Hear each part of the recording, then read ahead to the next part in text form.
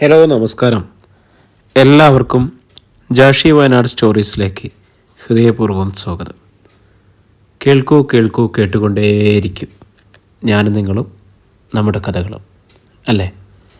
Day time stories, happy hours. നമ്മൾ കേട്ടുകൊണ്ടിരിക്കുന്നത് ദ്രാവിഡൻ എന്ന നോവലാണ്. Suspense thriller novel. അതിൻ്റെ 3-ാമത്തെ അധ്യായത്തിലേക്ക് എല്ലാവർക്കും ഒരിക്കൽ കൂടി സ്വാഗതം. അപ്പോൾ നോവലിലേക്ക് പോയാലോ. ദ്രാവിഡൻ അധ്യായം 3. ഇതൊക്കെ കേൾക്കുമ്പോൾ ത്രേസ്യാമ്മയ്ക്ക് നടുക്കം തോന്നുന്നൊരു കാലം ഉണ്ടായിരുന്നു. പിന്നീട് അത് സ്ഥിരം വാർത്തകളായപ്പോൾ ഒരു മരവിപ്പ് മാത്രമേ ശേഷിച്ചുള്ളൂ. കഴിഞ്ഞ 25 കൊല്ലങ്ങളായിട്ട് ഓരോന്ന് കണ്ടും കേട്ടും അനുഭവിച്ചും ആ സ്ത്രീക്ക് ദുഃഖസന്തോഷങ്ങൾ തിരിച്ചറിയാൻ പറ്റാതായി.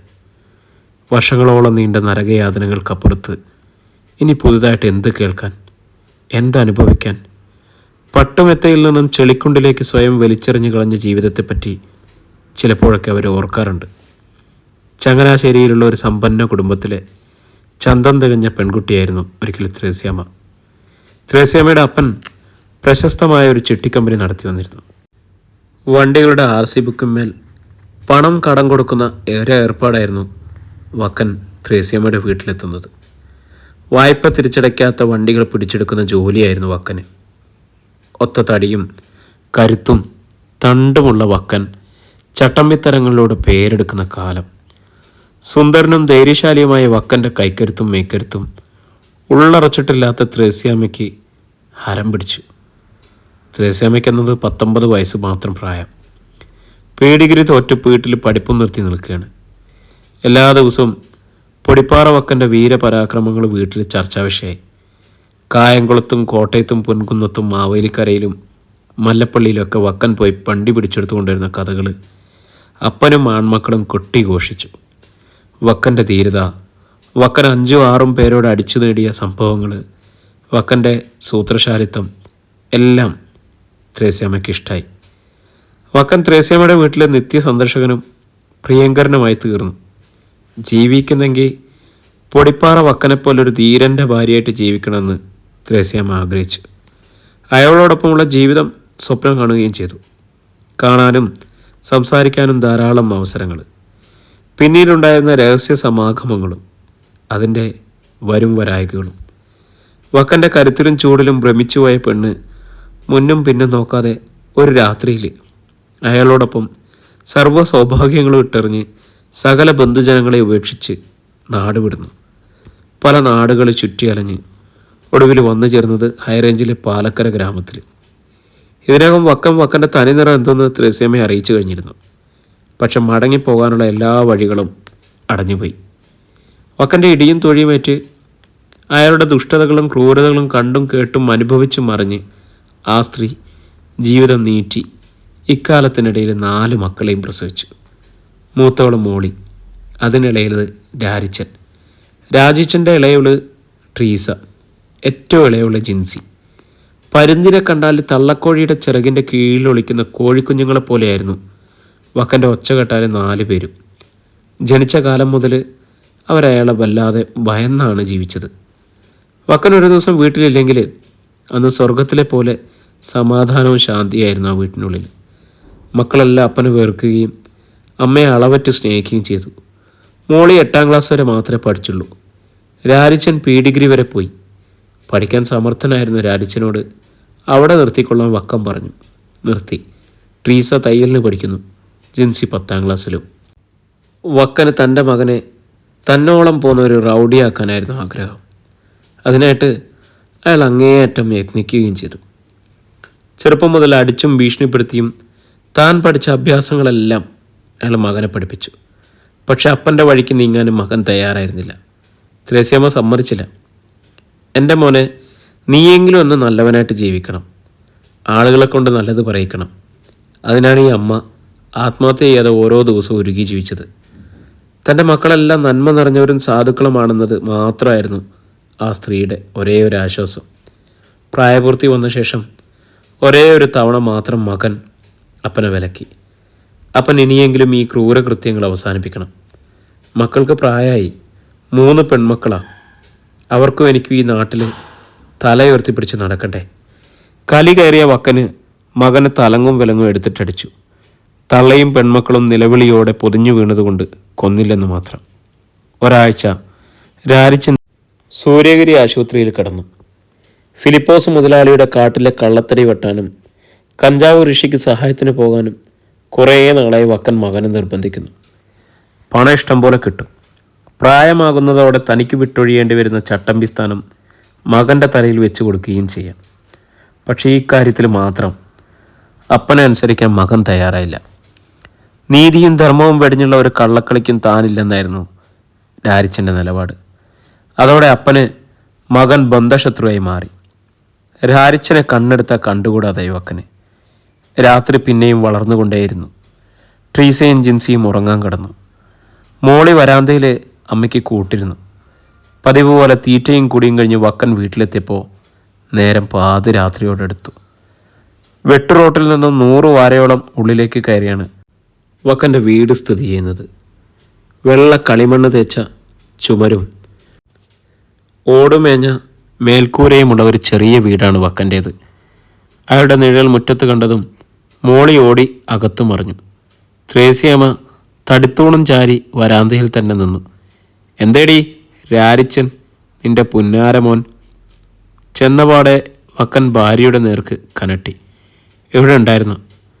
ആടെ ആഷുമോനോട് ഞാനല്ലേ പറഞ്ഞത് ഫിലിപ്പോസിൻ്റെ ആൾക്കാരുടെ കൂടെ ഇന്ന് കാട്ടിൽ പോകണമെന്ന്? അല്ലേടി, അവന് കള്ളത്തടി വെട്ടാനും കഞ്ചാവ് കൃഷിക്കൊന്നും കൂട്ടു നിൽക്കാൻ വയ്യെന്ന്. പിന്നെ നീയൊക്കെ എങ്ങനെ ജീവിക്കൂടി? എൻ്റെ കണ്ണടഞ്ഞു കഴിഞ്ഞാലും 3 നേരം മൂക്കുമുട്ട തിന്നണമല്ലോ നിനക്കൊക്കെ. ത്രേസ്യാമ്മ ഒന്നും മിണ്ടിയില്ല. വക്കൻ ചവിട്ടിക്കുലുക്കി മധ്യാനയെ പോലെ അകത്തേക്ക് കയറിപ്പോയി. ത്രേസ്യാമ്മ മരവിച്ച മുഖത്തോടെ അങ്ങനെ തന്നെ നിന്നു. രാത്രി. കൃഷിക്കാലായിലെ കാവൽമാടമാണ് സ്ഥലം. ഒരു പന്തം കൊളുത്തി നിലത്ത് നാട്ടുവെച്ചിട്ടുണ്ട്. അതിനു ചുറ്റുമായി 13 പേർ ഇരുന്ന് കൂടിയാലോചന നടത്തുന്നു. സഹദേവനും മാധവനുമാണ് ആലോചനയുടെ നേതൃത്വം. മാധവൻ ആശുപത്രി വിട്ടിറങ്ങിയിട്ട് നാളുകളേ ആയിട്ടുള്ളൂ. സഹദേവൻ 20 ദിവസം ചികിത്സയിൽ കഴിഞ്ഞു. കൈയൊടുകയും പല്ലുകൾ ഊരിപ്പോവുകയും ചെയ്ത മാധവന് 2 മാസത്തെ ചികിത്സ വേണ്ടി വന്നു. ഇനി ഇങ്ങനെ വിട്ടാൽ പറ്റില്ല. നമ്മളെല്ലാം ഒരുപാട് അനുഭവിച്ചു, ഒരുപാട് സഹിച്ചു. 23 കൊല്ലമായി ഈ പാലക്കര ഒരു ചെകുത്താനെ സഹിക്കുക, വെച്ച് പൊറപ്പിക്കുക. അത് അവസാനിപ്പിക്കണ്ടേ? സമയം കഴിഞ്ഞു. ഒറ്റക്കയ്യൻ നന്ദിനാട് ജോണി പറഞ്ഞത് കേട്ട് 12 പേരും സമ്മതഭാവത്തിൽ തലകുലുക്കി. ഏതെങ്കിലും വിധത്തിൽ പൊടിപ്പാറ വക്കൻ്റെ ക്രൂരതയ്ക്ക് ഇരയായവരായിരുന്നു ആ 13 പേരിൽ മിക്കവരും. അവനെ കൊല്ലുകയേ തരമുള്ളൂ. ഇത് ഞാൻ പണ്ടേ പറയുന്ന, അല്ലെങ്കിൽ ഈ നാട് രക്ഷപ്പെടില്ല. അവൻ ഈ ഭൂമിക്ക് മീതെ ഉണ്ടാവരുത്. നമ്മൾ 13 പേര് ധാരാളം മതി അത് ചെയ്യാൻ.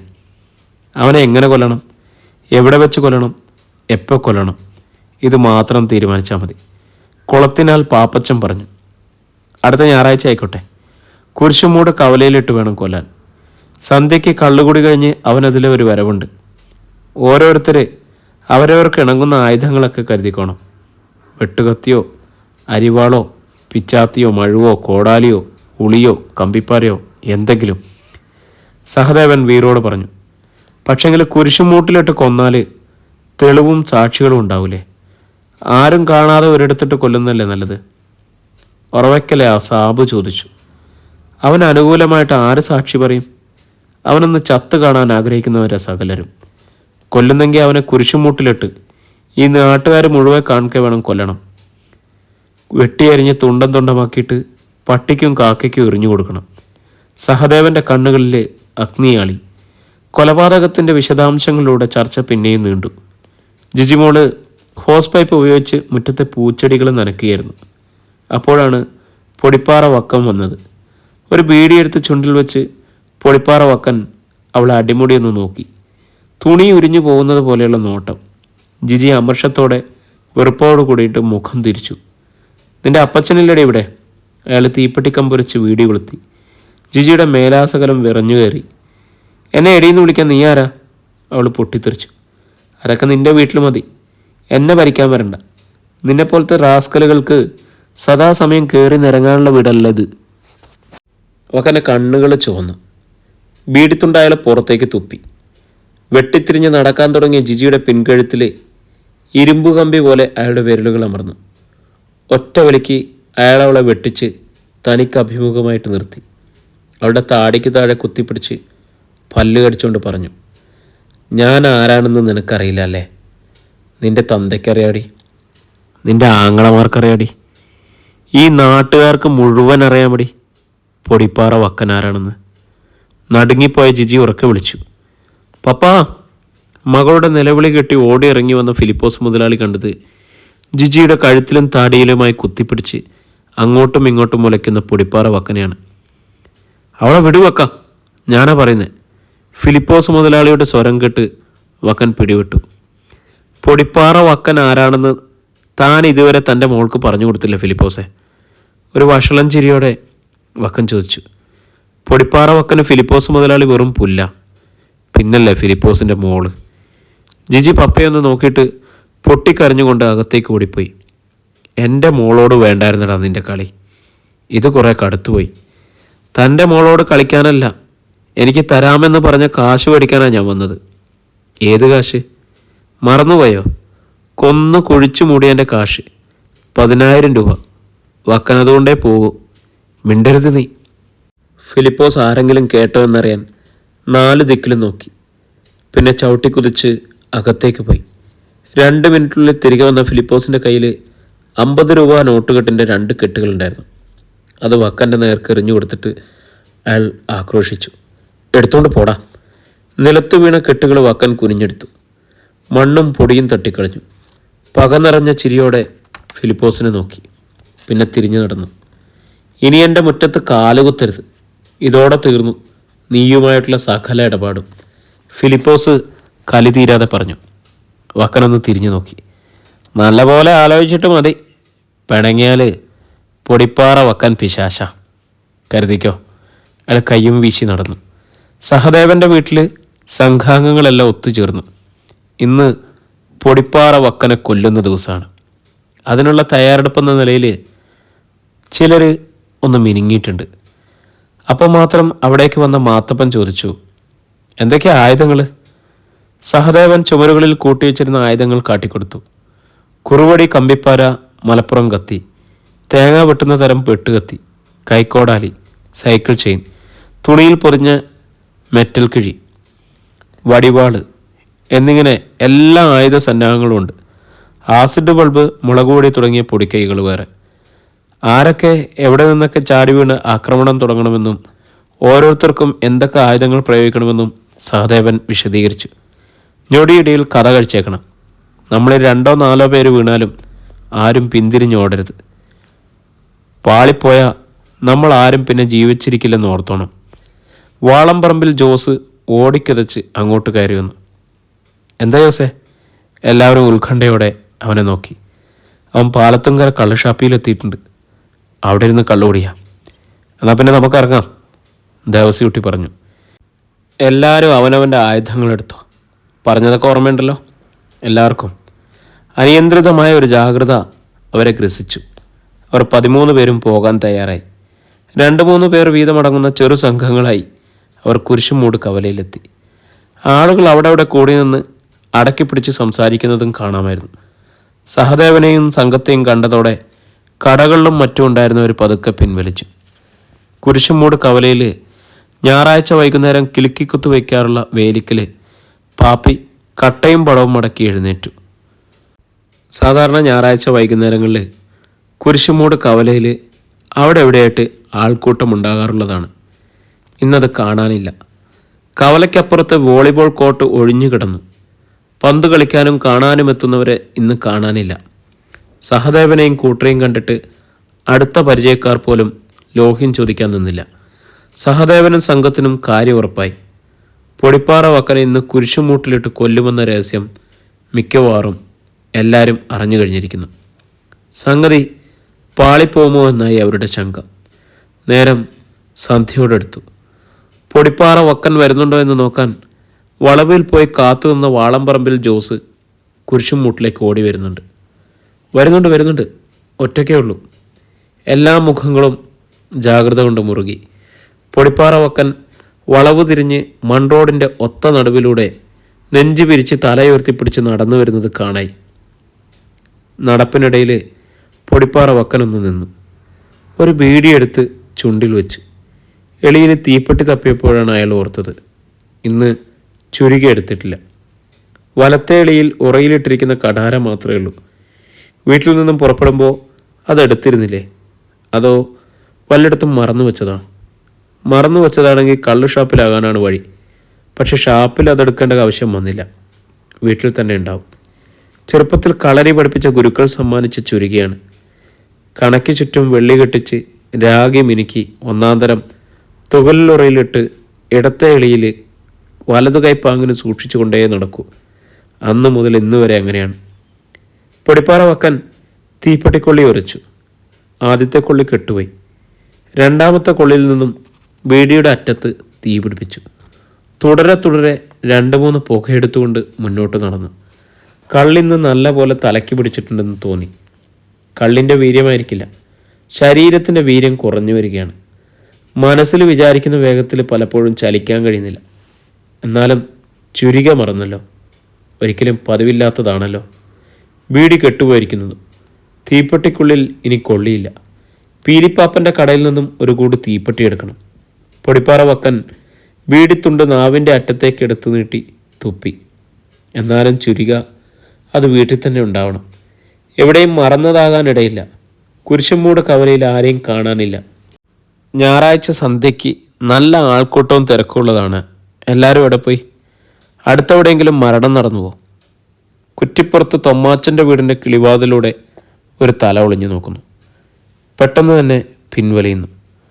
പൊടിപ്പാറ വക്കന് ദുശങ്ക തോന്നി. ചുരിക മറക്കരുതായിരുന്നു.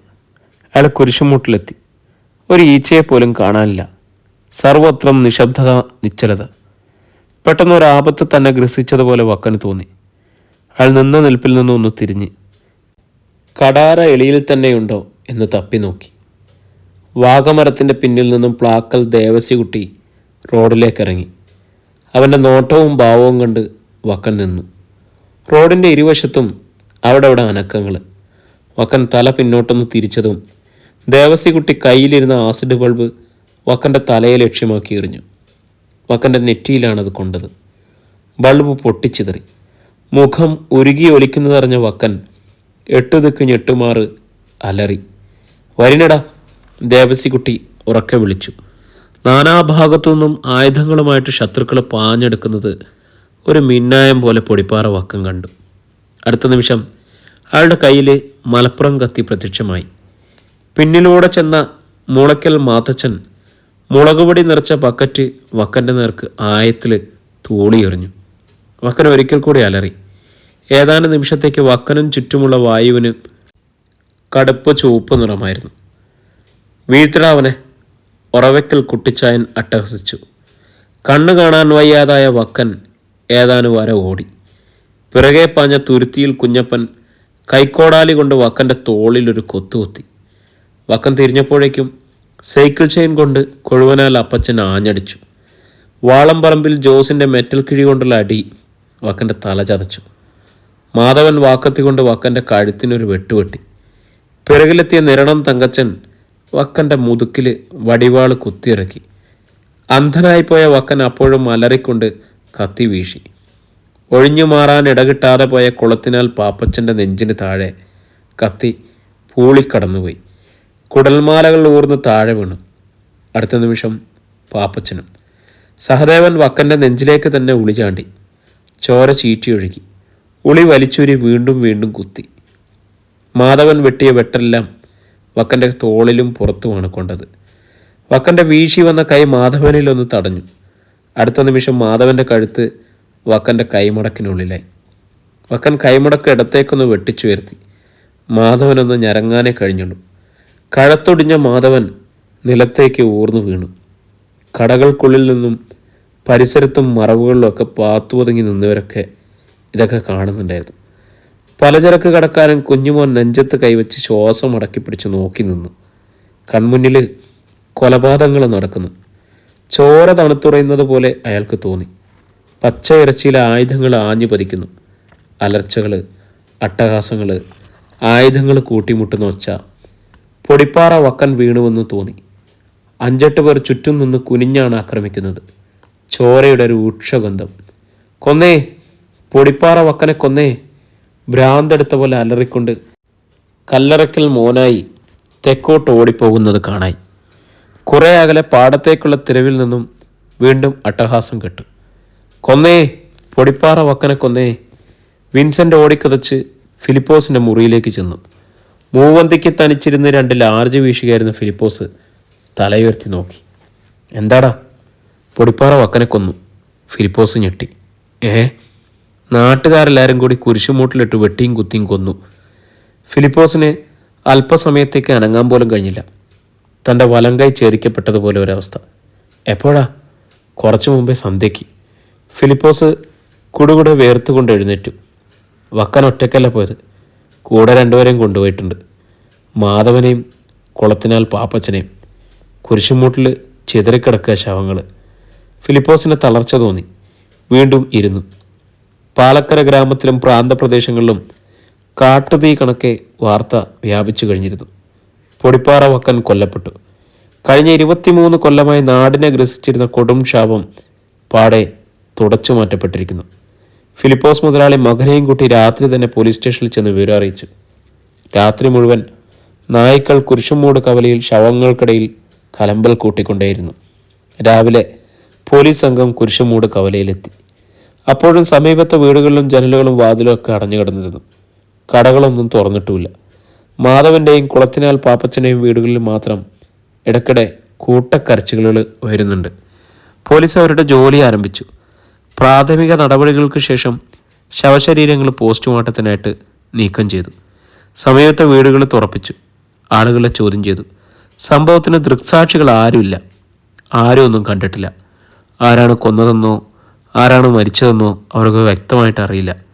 എല്ലാം കേട്ട അറിവുകൾ മാത്രമാണ്. കൊലപാതകം നടന്ന സമയത്ത് ചിലരുടെ നിലവിളികളും അലർച്ചകളും അട്ടഹാസങ്ങളും കേട്ടുവെങ്കിലും ഭയം മൂലം ആരും ആ ദിക്കിലേക്ക് തിരിഞ്ഞു നോക്കിയിട്ടില്ല. ആരുടെയും ശബ്ദം തിരിച്ചറിയാൻ കഴിഞ്ഞിട്ടുമില്ല. ഏതാണ്ട് ഇതേ മട്ടിലുള്ള മറുപടികളാണ് മിക്കവാറും എല്ലാവരിൽ നിന്നും പോലീസിൽ കിട്ടിയത്. കഴിഞ്ഞ തവണ പൊടിപ്പാറ വക്കന് നേരെ ആക്രമണം നടത്തിയവരിൽ ഒരാളായ സഹദേവനെ പോലീസ് അന്വേഷിച്ചെങ്കിലും പിടികിട്ടിയില്ല. സഹദേവനെ ഉൾപ്പെടെ പലരും ഒളിവിൽ പോയിരിക്കുകയാണ്. കുരിശുമൂട്ടിൽ നിന്നും പോലീസ് ഫിലിപ്പോസ് മുതലാളിയുടെ വീട്ടിലെത്തി. സർക്കിൾ ഇൻസ്പെക്ടർ ഫിലിപ്പോസുമായിട്ട് സംസാരിച്ചു. പ്രതികൾ ആരൊക്കെയാണെന്ന് അറിഞ്ഞു? ഫിലിപ്പോസ് മുതലാളി ചോദിച്ചു. കൃത്യമായിട്ട് അറിയില്ല, എല്ലാവരും ഒളിവിലാണ്. 2 പേരെ ശവങ്ങളായിട്ടല്ലേ കൈ കിട്ടിയത്. അത് സാരമില്ല, പ്രതികളെയൊക്കെ ഞങ്ങൾ പിടിച്ചോളാം. കണ്ടവരാരുമില്ലേ? ഇല്ല, പക്ഷെ പലർക്കും അറിയാം. പൊടിപ്പാറ വക്കൻ ഇന്നലെ സന്ധ്യയ്ക്ക് കൊല്ലപ്പെടുമെന്ന് വിവരം നേരത്തെ തന്നെ കുരിശുമൂട്ടുകാർക്ക് മുൻകൂട്ടി അറിയാമായിരുന്നെന്നാണ് വിവരം. 4 പേരെ പിടിച്ച് നല്ലപോലെ ചോദ്യം ചെയ്താൽ ഗൂഢാലോചന നടത്തിയവരെയും കൊന്നവരെയും പിടികൂടാൻ പറ്റില്ലേ? പറ്റും, അതല്ലല്ലോ പ്രശ്നം. പോലീസിനോട് കിളി പറയുന്ന പോലെ എല്ലാം പറയാൻ ആളുണ്ടാവും. ഞങ്ങൾ പറയിപ്പിക്കുകയും ചെയ്യും. പക്ഷെ കോടതിയിൽ ചെല്ലുമ്പോൾ ഒരൊറ്റ സാക്ഷി പോലും കാണില്ല. സാക്ഷികളില്ലെങ്കിൽ കേസ് തള്ളിപ്പോവുകയുള്ളൂ. സാക്ഷികളെ ഉണ്ടാക്കിയാലോ? അത് ചോദിക്കാനാണ് ഞാൻ വന്നത്. ഞങ്ങളിതിൽ എന്ത് നിലപാടെടുക്കണം? പൊടിപ്പാറ വക്കം പോയി. ചത്തവനെ കൊണ്ട് ഇനി ഒരു ഉപകാരമില്ല. വക്കൻ്റെ പക്ഷത്തു നിന്നാലും മിസ്റ്റർ ഫിലിപ്പോസിന് ഗുണമൊന്നും ഉണ്ടാകാനും പോകുന്നില്ല. എന്ന് മാത്രമല്ല, നാട്ടുകാരുടെ മുഴുവൻ ശത്രുത ഏറ്റുവാങ്ങേണ്ടി വരികയും ചെയ്തു. ചത്തവനെ കൊണ്ടാണോ അതോ ജീവിച്ചിരിക്കുന്നവരെ കൊണ്ടാണോ ആവശ്യമെന്ന് ഫിലിപ്പോസ് തന്നെ തീരുമാനിക്കുക. ഫിലിപ്പോസ് അല്പനേരം ആലോചിച്ചു. CI പറഞ്ഞതാണ് ശരിയെന്ന് തോന്നി. ഫിലിപ്പോസിനെ ഈ കേസിനുള്ള താല്പര്യം അറിഞ്ഞിട്ട് വേണം എനിക്ക് അടുത്ത നീക്കം നടത്താൻ. എനിക്ക് പ്രത്യേകിച്ച് താല്പര്യങ്ങളൊന്നുമില്ല. അതാണ് നല്ലത്. നാട്ടുകാരെല്ലാം വെറുക്കുന്ന ഒരുത്തൻ ചത്തു കഴിഞ്ഞിട്ടും അവനെ പിന്തുണച്ചാൽ ആരും സഹിച്ചെന്ന് വരില്ല. പോലീസ് സംഘം പോയി കഴിഞ്ഞപ്പോൾ ജിജിമോള് പപ്പയുടെ അടുത്തേക്ക് വന്നു. പപ്പ എന്തോ തീരുമാനിച്ചു? ചത്തുപോയ ആ ദുഷ്ടന് വേണ്ടി കേസ് പറയാനോ? ഇല്ല മോളെ, നന്നായി. അവനെ അർഹിച്ചതാണ് കിട്ടിയത്. പണ്ടേ ആരെങ്കിലും അവനെ കൊല്ലേണ്ടതായിരുന്നു. ഏതായാലും ഒരു ബാധ ഒഴിഞ്ഞല്ലോ. പോസ്റ്റ്മോർട്ടത്തിന് ശേഷം അന്ന് തന്നെ മൃതദേഹങ്ങൾ തിരിച്ചു കിട്ടി. അന്ന് വൈകുന്നേരം തന്നെ മാധവൻ്റെ ജഡം ദഹിപ്പിച്ചു. പാലക്കര പള്ളി സെമിത്തേരിയിൽ 2 ശവസംസ്കാരങ്ങൾ നടന്നു. കുളത്തിനാൽ പാപ്പച്ചൻ്റെയും പൊടിപ്പാറ വക്കൻ്റെയും. പള്ളിയും പട്ടക്കാരനുമില്ലാതെ പാവങ്ങളിൽ മുഴുകി ജീവിച്ച പൊടിപ്പാറ വക്കനെ തെമ്മാടിക്കുഴിയിലാണ് അടക്കിയത്. പാലക്കര ഗ്രാമം ഇനിയും സ്തംഭനാവസ്ഥയിൽ നിന്നും ഉണർന്നിരുന്നില്ല. കുരിശുമൂട് കവല ആളനക്കമില്ലാതെ ഇപ്പോഴും നടുങ്ങിത്തെറിച്ച് കിടന്നു. കട്ട പിടിച്ചുടങ്ങിയ ചോര റോഡിലെമ്പാടും കറുത്തു കരുവാളിച്ചു കിടന്നിരുന്നു. പൊടിപ്പാറ വക്കൻ മരിച്ചുവെന്ന് വിശ്വസിക്കാൻ ഇപ്പോഴും പലർക്കും കഴിഞ്ഞിട്ടില്ല. എല്ലാം ഒരു പേടി സ്വപ്നമായിരുന്നെന്ന് തോന്നി. ആളുകൾ അതേക്കുറിച്ച് സംസാരിക്കാൻ കൂടി ഭയപ്പെട്ടു. ദിവസങ്ങൾ കടന്നുപോയിക്കൊണ്ടേയിരുന്നു. പാലക്കര ഗ്രാമവും കുരിശുമൂട് കവലയും സാധാരണ നിലയിലായി. ആളുകൾ കവലയിൽ വരികയും പോവുകയും പതിവ് പോലെ സംസാരിക്കുകയും ചിരിക്കുകയൊക്കെ ചെയ്തു. ഒളിവിൽ പോയ പ്രതികൾ തന്നെത്താൻ പോലീസ് സ്റ്റേഷനിൽ ചെന്ന് കീഴടങ്ങി. പോലീസ് അവരെ തെളിവെടുപ്പിന് ശേഷം കോടതിയിൽ ഹാജരാക്കി. ഒരാഴ്ചത്തെ റിമാൻഡിന് ശേഷം കോടതി അവരെ ജാമ്യത്തിൽ വിട്ടു. കുരിശുമൂട് കവലയിലെത്തിയ പ്രതികൾക്ക് വീരോചിതമായ സ്വീകരണമാണ് ലഭിച്ചത്. പുതുനപ്ര കുഞ്ഞേട്ടൻ്റെ വക ചായ സൽക്കാരം, വലിയ പറമ്പിൽ വർഗീസിൻ്റെ വക കള്ള് സൽക്കാരം. പൊടിപ്പാറ വക്കൻ്റെ കഥ കഴിച്ചവരെ ആദരിക്കാൻ പലരും മുമ്പോട്ട് വന്നു. ജനങ്ങളെല്ലാം ധീരശൂര പരാക്രമികളെ എന്ന വണ്ണം അവരെ വീക്ഷിച്ചു. പിറ്റേന്ന് ടൗണിൽ പോയി വന്ന കുര്യച്ചൻ വീരന്മാരെ സൽക്കരിക്കാൻ 2 full bottle King George brandy വാങ്ങിക്കൊണ്ടുവന്നിരുന്നു. പ്രായമായവരും സ്ത്രീകളും അവരിൽ പലരെയും ഒറ്റയ്ക്കൊറ്റയ്ക്ക് കണ്ടപ്പോഴൊക്കെ പറഞ്ഞു, ഒരു കണക്കിന് കടുങ്കൈയായിപ്പോയി, എന്നാലും നന്നായി മക്കളെ, അത് നാടിൻ്റെ ഒരു ആവശ്യമായിരുന്നു. സഹദേവനെയും സംഘത്തെയും അഭിനന്ദിക്കാത്തവരില്ല പാലക്കര ഗ്രാമത്തിൽ. ഏതാനും ദിവസത്തേക്ക് സിഗരറ്റും ബീഡിയും ചായയും പലഹാരവുമെല്ലാം ഫ്രീ ആയി അവർക്ക് കിട്ടിക്കൊണ്ടേയിരുന്നു. നാട്ടിലെവിടെയും അവരായിരുന്നു ചർച്ചാ വിഷയം. കഴിഞ്ഞ 25 കൊല്ലമായിട്ട് അവനെ പേടിച്ചാണ് ഇവിടെ എല്ലാവരും ജീവിച്ചത്. ഇനി അമ്മ പെങ്ങന്മാർക്ക് ധൈര്യമായിട്ട് വഴിയെ നടക്കാം, ആളുകൾ പറഞ്ഞു. അമ്മാരുടെ ധൈര്യം സമ്മതിക്കണം. ചാവാനും കൂടെ തയ്യാറായിട്ടല്ലായിരുന്നോ?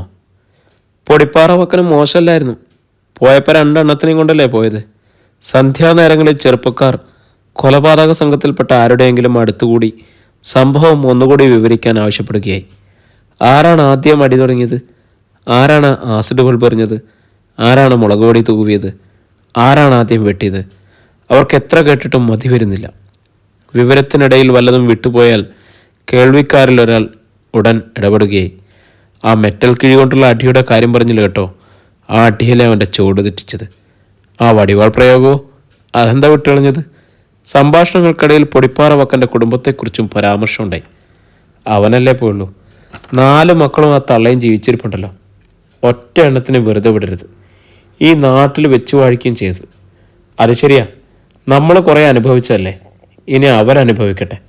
ഇവിടെ ഇട്ട് തീ തീറ്റണം. 3 പെൺമക്കളാ, നല്ല ഒന്നാന്തരം ഉരുപ്പടികൾ. നമുക്കൊക്കെ പാരം വെട്ടാനും മാത്രമുണ്ട്.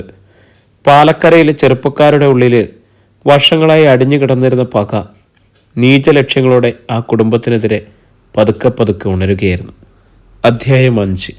ത്രേസ്യാമ്മ കട്ടളിയിൽ ചാരിക്കൊണ്ട് വാതിൽപ്പടിയിൽ ഇരിക്കുകയായിരുന്നു. ദൂരെ ഏതോ അപാരമായ ശൂന്യതയിലേക്ക് കണ്ണുനട്ട്. ഏറെ നേരമായി ആ ഇരിപ്പ് തുടങ്ങിയിട്ട്. പിന്നീടൊരു കാൽപെരുമാറ്റം കേട്ട് അവർ പതുക്കെ മുഖം തിരിച്ചു. മോളിയാണ്, മൂത്ത മകൾ. അഴിഞ്ഞ മുടി വാരി ചുറ്റിക്കൊണ്ട് അവൾ ചോദിച്ചു, ഇങ്ങനെ ഇരുന്നാൽ മതിയോ അമ്മേ? വീട്ടിൽ അടുപ്പ് പുകയണ്ടേ? ബാക്കിയുള്ളവർക്ക് ജീവിക്കണ്ടേ? ത്രേസ്യാമ്മ വെറുതെ അവളെ നോക്കിക്കൊണ്ടിരുന്നു. കെട്ടുപ്രായം തികഞ്ഞ പെണ്ണ്, അപ്പൻ്റെ തനിച്ചായ.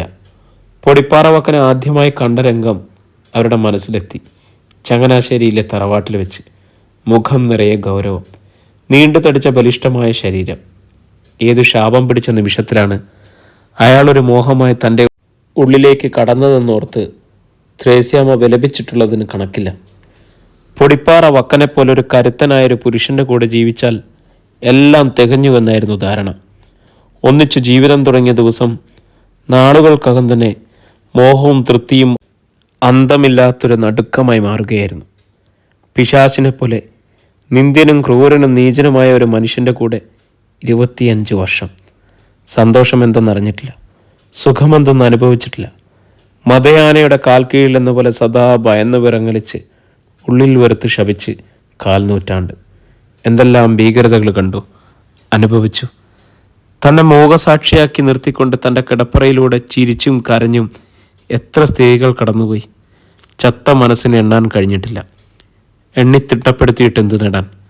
ആഹാരത്തിൽ വിഷം കലർത്തി ആ പിശാചിനെയും മക്കളെയും കൊന്നിട്ട് താനും ആത്മഹത്യ ചെയ്യണമെന്ന് എത്രയോ വട്ടം തീരുമാനിക്കുകയും തിരുത്തുകയും ചെയ്തിട്ടുണ്ട്. വീട്ടിൽ നിന്നും കാലത്തിറങ്ങിപ്പോകുമ്പോൾ ഈ പോക്ക് അവസാനത്തേതായിരിക്കണേ എന്ന് താനും മക്കളും എന്തുമാത്രം ഉള്ളുനൊന്ന് പ്രാർത്ഥിച്ചിട്ടുണ്ട്. അയാളെ തനിയെ വിട്ടിട്ട് താനും മക്കളും ഏതെങ്കിലും രാത്രിയിൽ എങ്ങോട്ടെങ്കിലും ഒളിച്ചോടിയേക്കാമെന്ന് എത്ര തവണ ചിന്തിച്ചിട്ടുണ്ട്, ഓർക്കാൻ വയ്യ.